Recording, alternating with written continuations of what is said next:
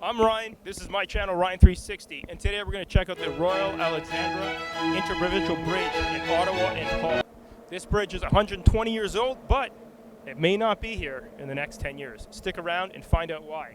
I also have a special guest, James Powell from the Ottawa Historical Society, and he's going to fill us in on all the details and the history of this magnificent bridge. Let me step out of frame so you guys can see it.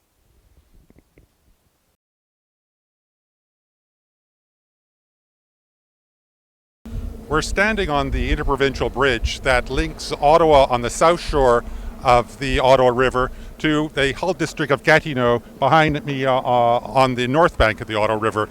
The bridge is also known as the Alexandra Bridge, or more formally, the Royal Alexandra Bridge. It is one of five bridges in use, currently in use across the Ottawa River in Ottawa, and it's the oldest of those five bridges. Dating back to 1898 when construction first started. It had a long gestation period. As with all large infrastructure projects, it takes a long time from the planning to actual construction, particularly back in the 19th century when government was very small and projects like this had to be undertaken by the private sector.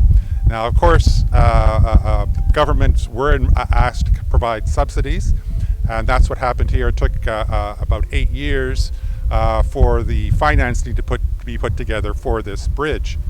It was built for the Pontiac and Pacific Junction Railway, commonly known in this area as the push, pull, and jerk, because it was such a problematic railway. But it wanted to link up the Hull train station with what was then known as Central Station in Ottawa.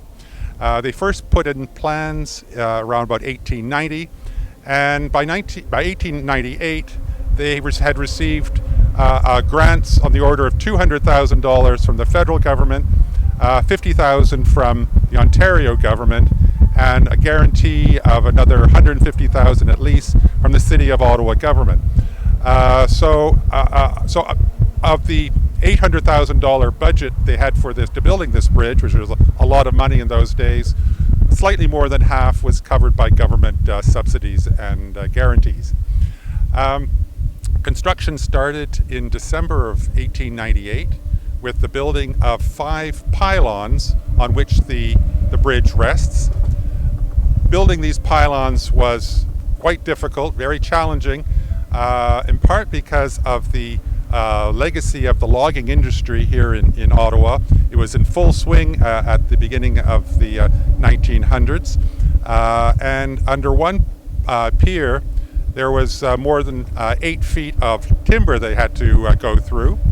At another pier there was 30 feet of sawdust had to be scooped up using a clamshell dredger before they could put down the pylon. And in another pylon, they found that the bed of the river was sloping, and they had to blast in order to level it before they could put in the pier. Now the piers are made out of concrete and masonry, and on top of that, the bridge, which was built for the railway by the Montreal firm called the Dominion Bridge Company Limited. It was designed by a team of Canadian railway engineers who worked for the Dominion Bridge Company, and it was the construction starting in 1898. By late 1900, it had already was sufficiently built that people could cross it. There was reports of a number of daredevil kids trying to go from across the river, illegally, of course. The first test train, which was a heavy train they put on it to test the stability of the track, occurred in December of 1900, and they put on a very heavy multi-locomotive engine to run down through the middle of the bridge. It must have been a bit of a scary thing to do, but the bridge apparently didn't shake at all with the transit of the train. So what we had was, down the middle, as I mentioned, there was a train track. On either side of the train track was carriageways for horse and buggies, because of course this was before cars, and there's also room for pedestrians. The bridge is from approach to approach just over 2,680 feet long, with a clear span of 1,050 feet. It's made out of steel. It's of a truss cantilevered style bridge on 5 masonry and concrete piers. The piers go in down as deep as 70 feet to the bottom, to the floor of the Ottawa River. The official opening of the train, or the new bridge, took place in April of 1901, and that coincided with a royal visit of the Duke and Duchess of Cornwall and Kent, the future King George V and Queen Mary. They were over in Ottawa to unveil the Victoria Monument on Parliament Hill. This monument was a Diamond Jubilee project from 1898, but by the time it was erected, Queen Victoria had passed away in January of 1901. So it was unveiled about 3 months after her death. Now, the name of the bridge, the Royal Alexandra, comes from the name of Queen Alexandra, the wife of the new king, King Edward VII, who had come to the throne on the death of his mother, and so they thought it was fitting to call it after her. And the Duchess of Cornwall and Kent was invited by the city of Ottawa to illuminate the bridge at night, and along the side of the bridge was electric lights, Royal Alexandra Bridge. Now the bridge has seen great service over the years, train service right up until 1966, when the downtown station, Union Station, across the Chateau Laurier, was closed and moved out to Tremblay Road. When that happened, the railway was no longer required. The rails were pulled up, and the bridge was converted fully to vehicular and pedestrian traffic. It was owned up until 1970 by Canadian Pacific Railway, who had bought the old Prescott and Pacific Junction Railway back in 1903, and it was turned over to the government, and the government owns it to this day. Now it's seen a lot of events. On the positive side, this provides a great venue for watching fireworks at Leamy Lake, if the city allows you. The city doesn't like people coming up onto the bridge to watch the fireworks.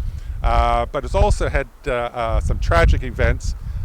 In 1989, a waiter from the Chateau Laurier Hotel was walking through Majors Hill Park, which is just beside the hotel and close to this bridge.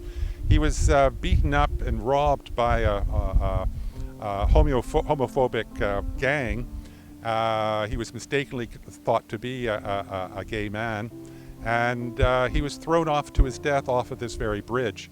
The perpetrators were caught, thankfully, and the man who threw poor Alain Brousseau to his death off the bridge was put in jail for life.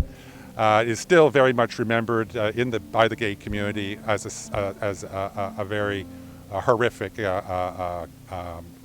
crime. Now it's now well over 100 years old, 125 years old, and it's reaching the end of its life.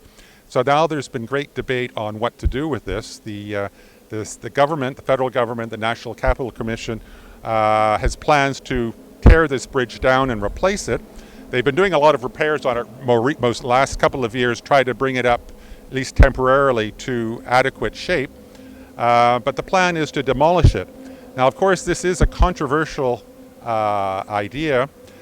This bridge in 1995 was named a historic civic engineering site by the Canadian Society for Civil Engineers, and given its history in the Ottawa area, its significance as one of the first major Canadian engineered bridges, it has a lot of significant importance historically. So whether this happens and it is torn down, it's hard to know. It's not the plan is at this point not to start construction for another 5 years. That's 2028, with a new bridge opening in 2032. So 10 years from now. So public consultations continue to be held, and we'll see what happens. But at this point, the government sees the demolishment of the bridge and its replacement as the less costly approach for the future. I want to give a special thanks to James Powell immensely for agreeing to this interview and providing deep and rich insights about this extraordinary bridge. James Powell has his own blog and has written extensively for the Ottawa Historical Society. I want to thank Ottawa Historical Society that works tirelessly to preserve the history of Ottawa. And finally, I want to thank historicalbridges.org, where I obtained many of the historical images that accompanied the interview. Please check out the resource links below for James Powell, Ottawa Historical Society, and historicalbridges.org. And as always, don't forget to subscribe to my channel for more 8K 360 travel content. After 122 years, the Royal Alexandra Bridge continues to connect Ottawa to Hull for trade, commerce, and travel. It's a staple for anyone born or living in Ottawa and Hull as part of any metropolitan infrastructure that's existed since before time, and it will be hard to part ways over the next decade. The bridge has entered its architectural great-grandparent phase and feels a little lonely and neglected. So come, give this bridge a visit, preferably on a warmer day. Walk, bike, or jog its span. Enjoy its vistas, except during fireworks, and absorb its rich history, both the good and bad, before it's gone.